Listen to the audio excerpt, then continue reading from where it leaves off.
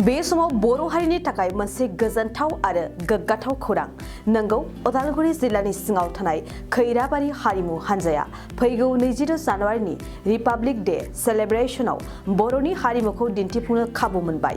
जोबोद रायखांनो गोनांदि गावनि आंगो गाननाय जोमनायजों बर' हारिमुखौ दिन्थिफुंहैनो खाबु मोननाया बर' हारिनि थाखाय थारैनो गोग्गाथाव बाथ्रा। गोदान दिल्लीआव फैगौ 22 जानुवारिनि रिपाब्लिक डे सेलेब्रेशनाव बर'नि हारिमुखौ दिन्थिफुंनो खाबु मोनगोना बर' हारिनि थाखाय जोबोद गोग्गाथावना जादों।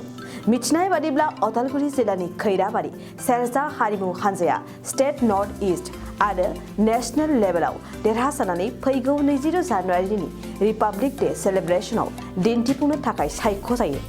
उदालगुरिनि खैराबारि सेरजा हारिमु हानजाया फैगौ रिपाब्लिक डे सेलेब्रेशनाव फक आयदायाव बर'नि आंगो हारिमुखौ दिन्थिफुंगोन। दिनै बे गोजोनथाव खौरांखौ लानानै खैराबारि दख'ना एबसुआ मावखुलियाव साबायखर बावनायजों लोगोसे बिथांमोननि हानजाखौ बरायदों।